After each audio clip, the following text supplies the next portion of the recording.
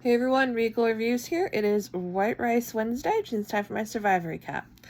So you can see I'm kind of sporting the island hair right now. It looks like a hot mess, but I am wearing my Winners at War Survivor buff. I did miss the first couple minutes because I lost track of time when I was at the gym, but when I got back, they're at a reward challenge, and it was looking pretty intense, and it was looking neck and neck, and basically they had to go across this balance beam, get bags, and then they had to untie something, and then they had to land their bag, only one bag, on top of this pedestal. And oh my god, like freaking Noelle was struggling so bad out there, and it's, because she only has one leg, so it's very hard for her to balance on the balance beam. And even like it was and it wasn't just like a normal balance beam. Like it's one thing like if the balance beam's going like straight across, but this balance beam was going zigzag, so it was hard for her, and it was hard to watch but also inspiring at the same time. She never gave up. Like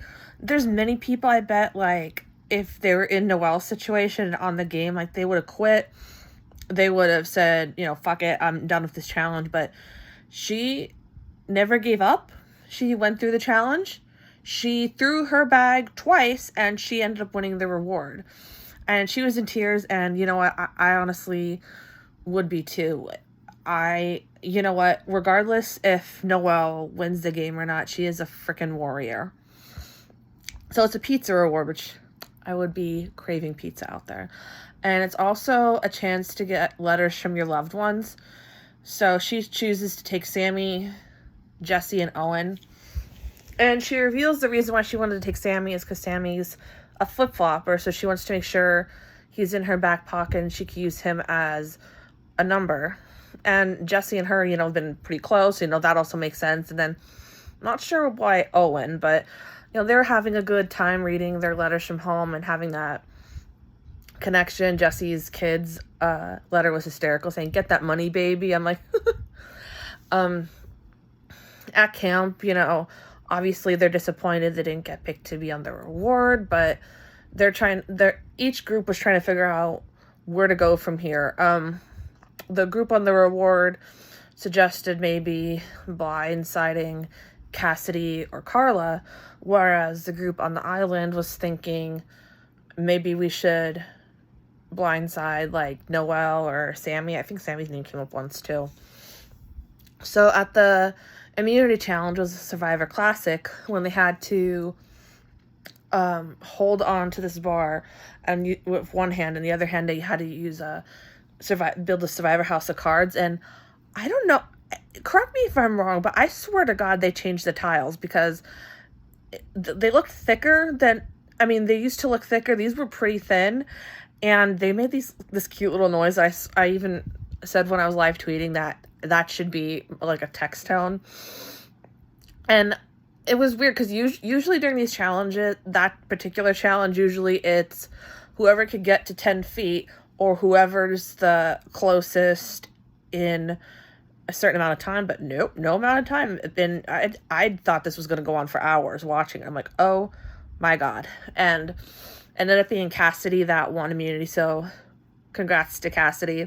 And little did she know, she kind of foiled everyone's plans because she was probably going home tonight. So the question is, when you're at this point in the game, who do you get off? Because now you're getting to the point where you're getting close to the end. So now it's not so much a matter of who you can trust. It's more who can you beat at the end.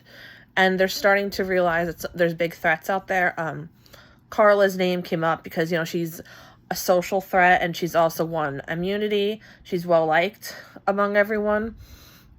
Noelle's name came up because, if somebody sits next to Noelle at the final tribal council, she's going to win. She has the compelling backstory, and she plays the game like just so amazing. Like, she made these big moves, so even taking her backstory out of the factor, she has a very compelling case to win the game. Sammy's name came up at one point because he's a flip-flopper. Gabler also brought Jesse and Cody's name up because, they're controlling the shots. And what I enjoyed, and I think every Survivor fan loved, is that Jesse was giving the rules on how to do a perfect blindside. Rule number 1, have a good cover story. Rule number 2, throw the fall guy under the bus. And rule number 3, always have a backup plan, which I think is so important because you always have to have a plan A, B, and C out there on Survivor, because sometimes your first plan doesn't work, like today. They wanted to get Cassidy out, but she wanted immunity, so they have to have a backup plan. So I honestly think tonight's gonna be a blindside. Like, I have no freaking clue who's going home. When I get to Tribal Council, you know, they're talking about the reward challenge and how inspiring it was for Noelle to win, and they're also like kind of talking about, you know, threats in the game and who to take the end. They're talking about the reward challenge, you know, seeing letters from home, and basically like how the conversations go, because like you don't want to talk to somebody for too long, because then that person thinks, oh my god, why were you talking to this person so long? Oh my god, we can't trust them.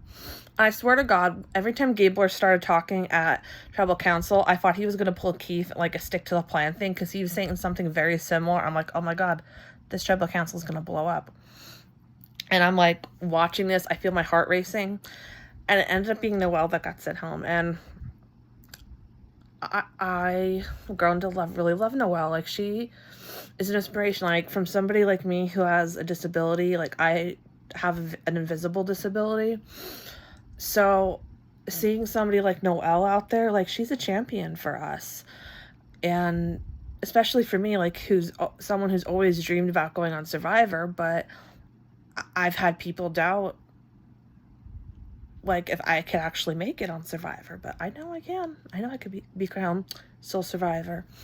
But that's beside the point. Like, she is an inspiration for us who, like, when people say we can't or cannot, when we can't do this or don't do this, like, watching Noelle out there, like, it's like, we can make anything happen for ourselves. And Noelle was a fucking powerhouse out there. Like, I like Noelle as a person. I like her in the game. You know, it's sad she didn't win by the way, like, her story was. I would have loved for her to win. Do I think she would have actually won? No. But she didn't win, but that just means her Survivor story isn't over. I would love if they do a second chance season again to have Noelle come out again. Like, just amazing. I think all Survivor fans mutually agree, like, Noelle's a freaking warrior, and Noelle should be very proud of herself. So next week, they're all running, like, everywhere. It's like, ooh, it's like boat mail. I'm like, that's a little weird. So I thought, maybe is it the loved ones coming? Because we haven't seen the loved ones visit in like a couple seasons since Winners at War. And they're doing the water challenge where they have to hold their breath underwater. And as the tide comes in, the water gets higher, and it, you know, it's basically that challenge is basically testing like how they can handle pressure. So yeah, terrific episode of Survivor. Hope you guys enjoyed tonight's Survivor. If you guys want to check out Survivor, it is on Wednesdays, 8 p.m. on CBS, and you can also live stream it on Paramount Plus. And until next time, stay regal.